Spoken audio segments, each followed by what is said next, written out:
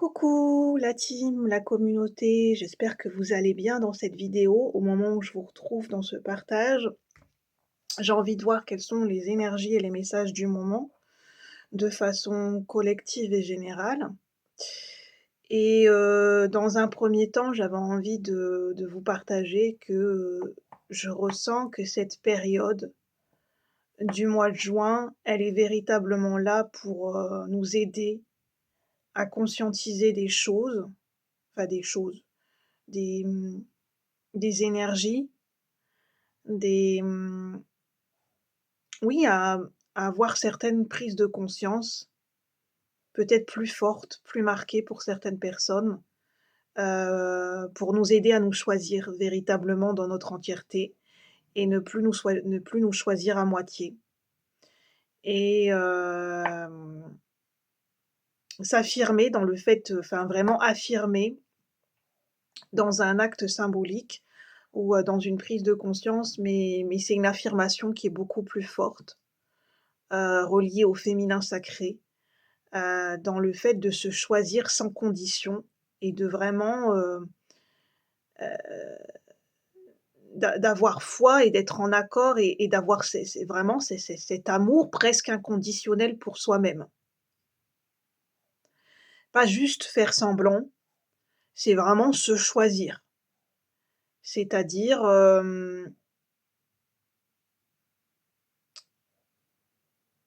bah, les relations enfin, je veux dire, c'est des situations où est-ce que vous avez l'impression, que vous vous sentez épanoui? Dans certaines situations, vous avez l'impression que vous pouvez vous choisir, que vous êtes en accord avec vous-même ou que vous devez vous contorsionner. Que, bah, je parlais de suradaptation, que vous passez, vous vous contorsionnez, vous passez votre temps à vous suradapter.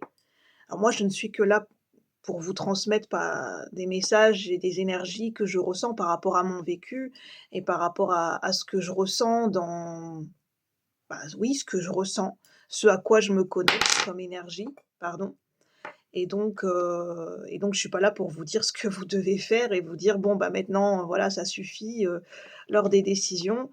Bah, c'est à la enfin, voilà, c'est en âme et conscience pour, chacun ressentira en âme et conscience pour soi-même, en fait.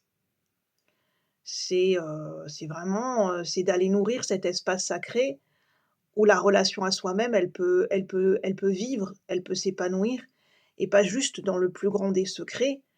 C'est, la relation à soi-même, c'est vraiment, c'est pas quelque chose qui doit être nourri en secret comme quelque chose de honteux, en fait. C'est pas, une fois de temps en temps, je prends du temps avec moi-même et je m'écoute quand je le peux ou si les situations ou les personnes extérieures ne permettent pas cette écoute de soi-même et cette liberté dans le fait de se choisir soi-même, beh, peut-être se poser des questions déjà. Est-ce que la relation à soi-même, ça doit se vivre uniquement dans le plus grand des secrets? Est-ce qu'on peut être uniquement soi-même, à la enfin, dans le plus grand des secrets et à certains moments? Est-ce que c'est quelque chose qui ne peut pas être durable? Hem, est-ce que la relation à soi-même, elle doit être forcément conditionnée par l'extérieur? Je ne sais pas, mais dans les énergies du moment, il y a vraiment des questions à se poser. Vous prendrez ce qui résonne et bien sûr, vos choix vous appartiennent.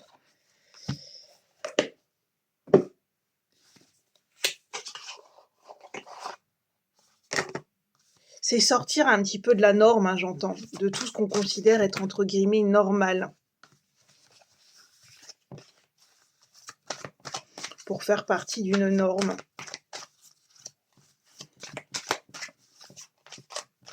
J'entends, c'est bien aussi des fois de dépasser les comme un enfant qui dessine, c'est bien aussi des fois de dépasser les bords, de dépasser le cadre, et de reconstruire son propre cadre de référence, en fait.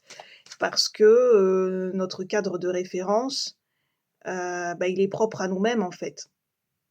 On n'a pas tous le même cadre de référence et ce cadre de référence, il est en corrélation directe avec la relation avec soi-même. La relation qui a été nourrie en amont, notre propre relation avec nous-mêmes, en fait, qui est toujours en évolution et qu'on peut toujours remettre en perspective.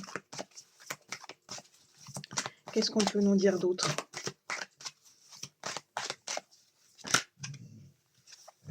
Je pense que pendant cette j'entendais le mot expérience, hein, bref, j'ai buggé. C'est peut-être le mot qui devait ressortir, expérience. Pendant ce laps de temps, pendant cette période, je pense que les énergies, elles sont très favorables. Elles nous aident, c'est ce que je le ressens, elles nous aident à vraiment sortir des peurs et à se rendre compte des choses et véritablement à se choisir. Je ressens que c'est moins terrifiant, il y a un soutien énergétique, pour ceux qui se ressentent dans ces énergies pour vraiment se choisir, en toutes circonstances, en tout lieu, en tout temps, en toutes circonstances. Peu importe le domaine de vie, c'est vraiment, d'être en accord avec soi-même et de se choisir.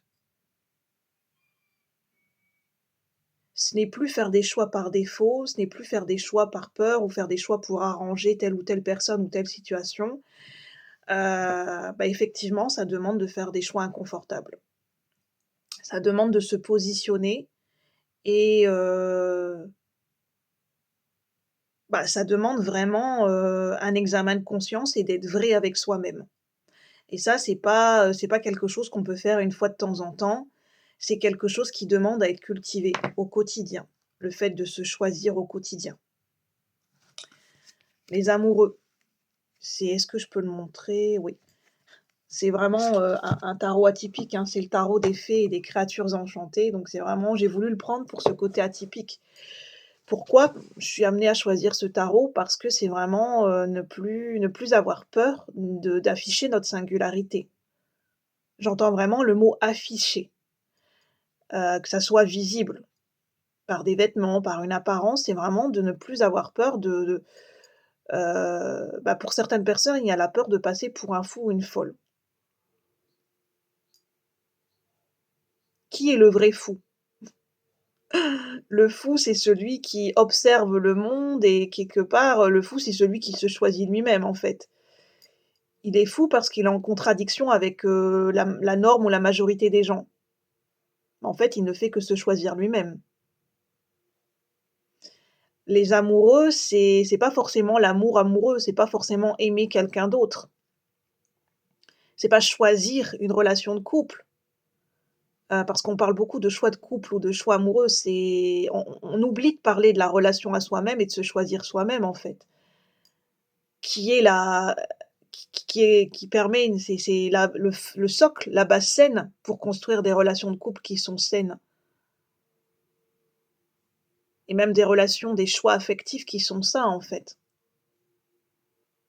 C'est un apprentissage, c'est une hygiène de vie, c'est une initiation d'apprendre à se choisir soi-même avant de choisir l'autre ou avant d'être choisi. C'est même pas d'être choisi, en fait. À partir du moment où on se choisit soi-même, le fait de ne pas être choisi par quelqu'un, ça avec le temps, ça a moins d'importance et je dis pas que c'est moins douloureux, mais on se sent moins en perdition, on se sent moins en manque, en fait. Là, il y a beaucoup les énergies de la codépendance, tout ce qui est autour de la codépendance, de la dépendance affective et de la blessure d'abandon qui travaille beaucoup pour certaines personnes. Parce que quelquefois se choisir soi-même, c'est dire adieu à certaines situations, c'est dire adieu à certaines personnes, c'est faire table rase du passé et oui, c'est aussi accepter sa propre solitude, en fait, accepter d'être seul avec soi-même et quelquefois, il y a pas le choix que d'en passer par là, en fait. Il y a vraiment pas le choix. C'est une nécessité. C'est vraiment une nécessité et c'est de mettre à profit ce temps où on est seul avec soi-même. C'est vraiment de mettre à profit ce temps, j'entends de manière intelligente, avec du bon sens, avec, enfin voilà, c'est ce que j'entends.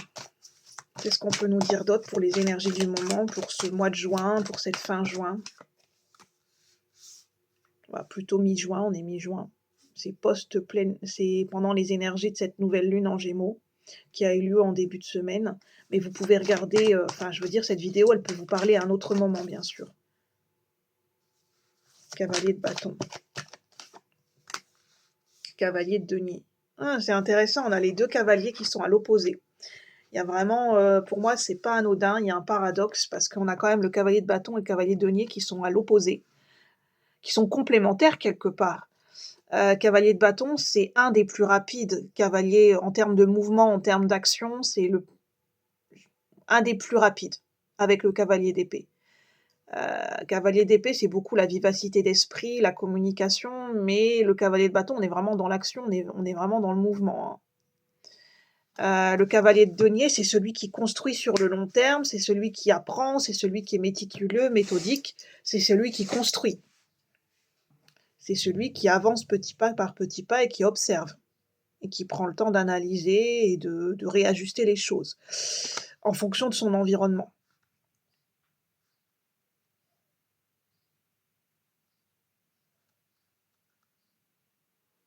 Alors j'entends, il y a un juste milieu à trouver. C'est bien de prendre en considération son environnement, de faire, voilà, de faire en fonction de l'environnement, mais faut pas que ça soit poussé dans les extrêmes parce que le cavalier de denier, justement, dans le côté négatif, dans le côté, extrême qui peut être la re le revers de la médaille, c'est que le cavalier de denier, il y a des moments, il devient tellement trop précautionneux, méticuleux, d'avoir peur de blesser, d'avoir peur de changer son environnement, de vouloir tout prendre en considération, de ne voilà, de vraiment, trop regarder les conséquences, que finalement ça en devient, un handicap, en fait. Là, dans ce cavalier de denier, on a, une référence au monde de Narnia. On a, Timus, je crois qu'il s'appelle c'est le faune Timus et qui finalement il est très, i il a un côté quand même très timoré, très peureux, hein, Timus, parce qu'il se cache, parce qu'il a peur de la reine blanche dans Narnia, parce que, parce qu'à un moment donné, il avait décidé de dénoncer, les enfin, je veux dire, il devient ami avec la plus jeune des une petite fille.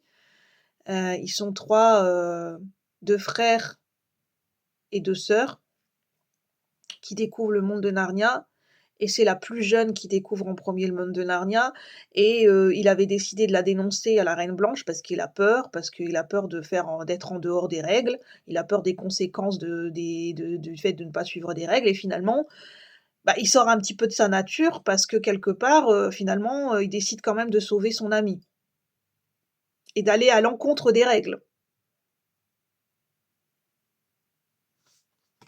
Des fois j'entends, les règles, faut se demander pourquoi on continue à suivre certaines règles et est-ce qu'elles sont encore justes ces règles? Des règles de fonctionnement par rapport à soi-même, par rapport à son environnement, tout type de règles. Est-ce que ces règles sont toujours, est-ce qu'elles sont toujours justes et pourquoi on les suit ces règles? Est-ce que c'est par automatisme? Est-ce que ça a un sens? Pour moi, le cavalier donné, il y a le fait de suivre des règles. Hem, c'est déjà, j'entends, c'est déjà de suivre sa propre conscience avant de vouloir suivre les règles des autres. C'est déjà de comprendre son propre mode de fonctionnement avant de vouloir suivre le mode de fonctionnement, de vouloir prendre en compte un environnement sans se connaître soi-même. J'entends, il y a une question, d'ordre cosmique, j'entends d'ordre universel.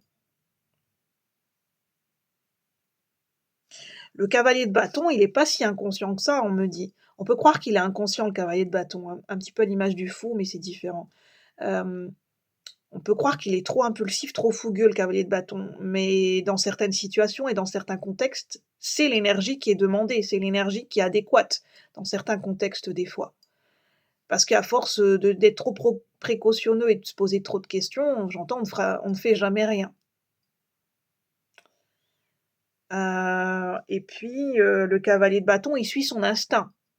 À l'instar du fou, il suit sa passion, il suit son instinct, il suit, bah, ce qu'il ressent dans son corps, il suit ses ressentis. Donc, bah, il suit sa propre ligne directrice, en fait. Il suit, sa propre boussole intérieure, quelque part, le cavalier de bâton.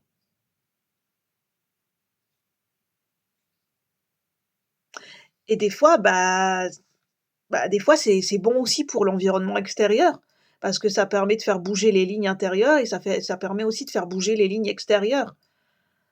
Ça permet des fois j'entends ça a du bon aussi de bousculer les événements, bousculer les gens, bousculer les situations, parce que des fois c'est ce qui des fois c'est ce qui est le meilleur dans certains contextes, c'est ce qui est le mieux en fait. Enfin, je sais pas comment dire. C'est ce qui va être le plus aidant. Quelquefois, c'est une nécessité. On peut pas toujours prendre des pincettes avec les événements, les situations, les gens, c'est pas toujours possible en fait. Pas dans le sens, être méchant, c'est dans le sens de,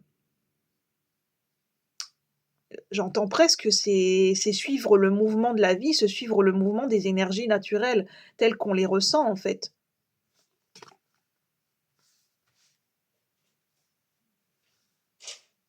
et se choisir, c'est pas dangereux en fait parce que pour beaucoup il y a cette croyance que dans nos sociétés se choisir c'est dangereux. Ça va à l'encontre de la société, ça va à l'encontre des règles. Oui et non en fait,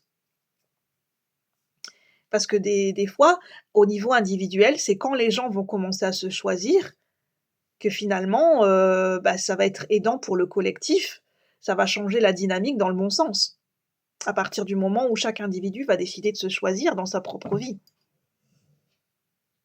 Parce qu'après, c'est comme un effet, ça va per les gens qui ne s'autorisent pas à se choisir, c'est comme un c'est ça va les gens vont peut-être ça va donner l'élan aux gens de se permettre de se permettre et de s'autoriser à se choisir. Parce qu'ils vont se dire: «Bah, tiens, s'il y a quelqu'un qui arrive à le faire, si elle a l'audace et elle arrive à le faire, pour ou il ou elle arrive à le faire, pourquoi moi j'en serais pas capable, en fait?»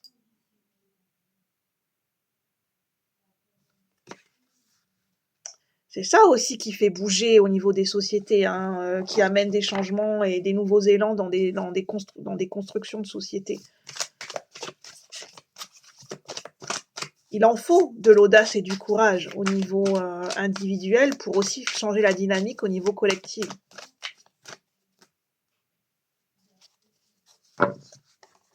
Pour changer certaines règles avec le hiérophante. C'est pas, suivre des règles dogmatiques, on parle aussi d'un ordre l'ordre naturel, les lois de la nature, en fait. Les lois de la nature elles vont pas toujours dans le sens des règles de fonctionnement d'une société et c'est pas pour autant de dénigrer, les j'entends les lois naturelles, en fait. C'est de remettre les choses en perspective. Sur ce, je vais en rester là, ce sont de très beaux messages. Prenez uniquement ce qui résonne, c'est avec le tarot, c'est avec mes ressentis, c'est avec l'interprétation des cartes. Je n'ai pas de vérité absolue, c'est mon ressenti à un instant T, vous prenez uniquement ce qui résonne pour vous et ce qui est aidant pour vous. Sur ce, je vous souhaite une bonne journée la team, la communauté. Merci pour votre soutien et à bientôt. Bonne journée.